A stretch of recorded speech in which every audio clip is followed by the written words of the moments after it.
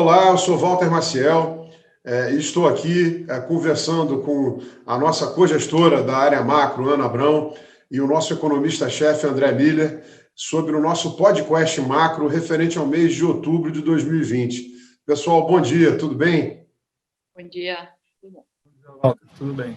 Outubro, para variar, né, foi um mês volátil, cheio de novas informações, mercados reagindo, com muita informação. Acho que a gente tem aqui um material rico aí para dividir com os nossos parceiros, clientes, investidores e distribuidores. Ana, vou começar com você, porque o mundo inteiro em outubro prestando atenção lá na CNN, na Fox. Hoje os resultados parecem bastante claros, embora ainda não tenha declaração oficial. Joe Biden será o novo presidente dos Estados Unidos. Como é que isso afeta a nossa visão, né, de cenário global e como isso vai afetar o Brasil? Então, Walter, além da vitória do Joe Biden, é muito importante a gente olhar para a composição das duas casas americanas, né? A House, que seria uma Câmara dos Deputados, e o Senado. Se o Biden ganhando, a House ficou com os democratas. Se o Senado tivesse ficado com os democratas também, eu diria que o Biden teria uma estrada livre, sem radar, para ele fazer mudanças estruturais na economia americana, como reverter o corte de impostos do Trump e fazer um grande pacote de infraestrutura, assim, grande mesmo, de 2, 3 trilhões. Mas é bem provável que os republicanos fiquem com o Senado. E os republicanos não gostam tanto de impulso fiscal, não gostam tanto de gastar em infraestrutura. Então, é bem provável que a gente tenha um pacote de estímulo bem mais tímido, da ordem de 700, 800 bilhões de dólares. Agora, assim, isso não muda a nossa visão positiva para a economia americana. Assim, a gente vai ter um pacote, que é muito bom, mas mais importante do que isso, uma mudança na economia americana que a gente viu e que a gente está achando muito positivo, é que a renda do trabalho das pessoas está voltando já a níveis pré-Covid. Né? Então, por mais que tenha havido auxílios, né, a gente consegue medir o que é auxílio, o que é renda do trabalho, a renda do trabalho está voltando. Isso dá uma visão muito positiva dos fundamentos da economia americana se recuperando e dá uma visão muito boa da capacidade de recuperação da economia. E, além disso, a gente tem que reconhecer que a vacina está muito perto. Né? A gente espera um começo de vacinação para o primeiro trimestre do ano que vem. Então, você vê uma economia que já está com fundamento bom, um pacote fiscal, né, que por menor que seja, é um estímulo a mais, e uma possibilidade de vacina, a gente vê um horizonte ainda muito bom para os Estados Unidos pela frente. Te fazer uma pergunta maldosa. Será que secretamente o Biden não está comemorando esse resultado? Será que esse Senado, com o peso maior dos republicanos, não pode permitir ao Biden ser mais o que ele foi durante a carreira inteira dele na presidência do que um Biden com um swipe, com uma maioria democrata em todas as casas? Esse é um ponto excelente, né? Como você levantou, né? Para quem não sabe, o Walter está aqui mencionando, o Biden sempre foi um cara muito, que eles falam nos Estados Unidos, compromising, né? Que seria um cara muito ponderado, muito centro, que gosta de conversar com todas as alas, mais à direita, mais à esquerda, e achar uma posição de senso comum. Esse é uma característica dele, esse é o forte dele. E dizem que nessa composição de tanto House democrata com Senado republicano, isso seria bom para o Biden, porque ele não ia precisar ouvir a ala mais radical do Partido Democrata, né, que vem o Bernie Sanders, uma pauta muito assim que seria agressiva para o mercado, né, que o mercado tem medo, e ele também não precisa ir para escutar o lado republicano, assim, que seria que deixaria ele muito amarrado. Então, acho que o mercado gostou dessa combinação de um cara de centro do Partido Democrata, que também vai ter ali um Senado republicano, porque, assim, pode ser que haja pressão para reverter o corte de impostos do Trump, que o mercado não ia gostar, porque isso foi lucro para o S&P. Então, com esses pontos mantidos, né, esse governo mais de centro acabou agradando o mercado financeiro. Você pode ter, quer dizer, um governo mais de centro, só que pelo mudança de temperamento do presidente e de toda a maneira de atuar em política externa, com uma maior distensão das relações diplomáticas e comerciais, esse acaba sendo um cenário melhor para mercados emergentes. Exatamente. Esse também é outro ponto muito importante de falar, né?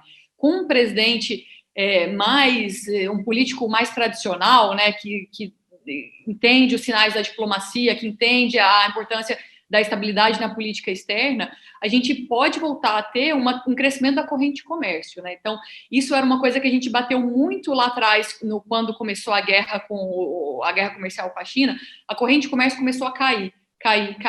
E isso é muito ruim para países que estão ali inseridos nesse contexto, né? Principalmente economias da Ásia, que são muito ligadas à corrente de comércio, economias da Europa desenvolvida. Então, o Biden trazendo essa paz e essa estabilidade na parte política do mundo é muito bom também para essas grandes empresas do S&P, porque essas empresas estão inseridas numa cadeia de produção global, né? Eu costumava falar lá atrás, quando começou o Trade War, assim, poxa, imagina que você é a Dell, que faz semicondutor espalhado pelo mundo inteiro. Você não sabe agora se você vai conseguir juntar as suas partes, né? Porque tem tarifa de um lado, restrição do outro, bloqueio. Então, se você tirar esse tipo de incerteza do caminho, é muito bom para as empresas, né? É good for business. Sem dúvida, sem dúvida. André, vindo aqui para o Brasil, o que a gente percebe é que, apesar de números que foram melhores em relação à recuperação do PIB, retomada do setor de serviços, algumas melhores perspectivas, os prêmios de risco continuam muito elevados. Qual é a tua leitura? O que levou os mercados a ter esse comportamento mais cético e continuar, de novo, mantendo prêmio de risco nos diversos mercados? Walter, acho que o mês de outubro ele mostrou mais uma vez, né, que a ausência da capacidade do governo, né, de avançar com a agenda de reformas acaba gerando, né, uma incerteza bastante grande, né. A gente tem que lembrar que essa crise causou, né, um aumento bastante expressivo do gasto público, né, o endividamento do país se elevou muito e, assim, se a gente seguir na trajetória, né, de respeito ao teto de gastos, juro baixo e o crescimento voltando, essa dívida ela é gerenciável, né, ainda mais com esse contexto externo que até é mais favorável para economias emergentes, né, a liquidez global ela segue por aí. Agora, o Brasil, né, por conta própria, né, assim, pode não se beneficiar desse quadro, né, porque qualquer desvio da rota, quando você tem uma dívida dessa magnitude, né, vai representar uma incerteza sobre o pagamento da dívida no futuro que se reflete, né, nesses prêmios que mantém uma taxa de câmbio mais depreciada, né, uma curva de juros bastante empinada. Então, a razão, né, para esse prêmio de risco certamente está na ausência aí de notícias positivas do lado do avanço das reformas, né? Assim, o empecilho declarado pelos políticos é a eleição municipal que vai ocorrer, né, em meados de novembro, né? Então, a expectativa é, né, que uma vez passado esse entrave, haja, né, uma clareza maior sobre o que o governo vai propor, né, o que o Congresso vai aprovar, mas, assim, a gente vive um momento em que não é claro, né, se o próprio, né, o Executivo tem essa diretriz, né, para 2021. Acho que esse é o principal ponto hoje.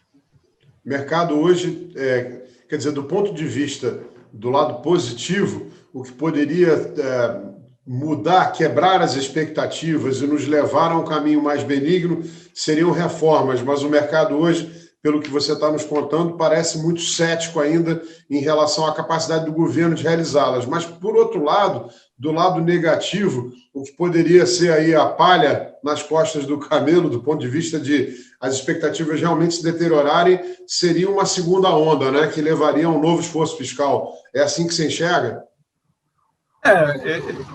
Hoje, assim, ao longo desse último trimestre do ano, né, tem havido a discussão se o governo estenderia os gastos mesmo sem uma segunda onda, né?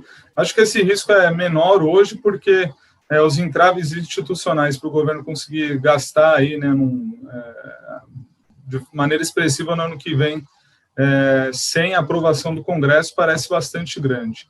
Então, o que poderia mudar esse quadro é justamente, né, a ocorrência de uma segunda onda que criasse a justificativa para ampliação dos gastos, né? Mas acho que esse quadro, né, ele ainda não é muito claro. A gente tem visto uma alta dos casos novamente, né, nas classes mais ricas, em algumas capitais, pessoas que não foram atingidas praticamente pela primeira onda por terem conseguido se resguardar, né?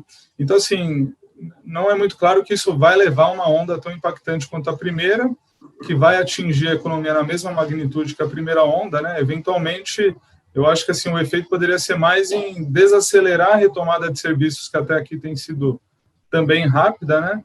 Mas, de novo, né, lembrando, a vacina está muito próxima, né? Então, os efeitos econômicos devem ser mais limitados do que foi na primeira onda e, por consequência, né, o gasto ele deveria ser menor também, né? Até porque hoje, né, olhando em retrospectiva, é muito claro, inclusive, né, para a classe política, como o gasto foi exagerado, né, em termos do auxílio emergencial, né, atingindo, inclusive, muitas pessoas que não precisavam desse auxílio, né. Então, acho que seria bastante negativo se, a partir de uma segunda onda, isso resultasse num pacote fiscal parecido com o primeiro, né. Acho que o país ele não reúne hoje as condições para, inclusive, realizar isso, né, porque necessitaria uma nova rodada aí de endividamento que hoje é menos claro, né, que o governo conseguiria executar isso, dado os prêmios de risco, né, que tem afetado essa percepção com relação à política fiscal aqui no Brasil. Perfeito.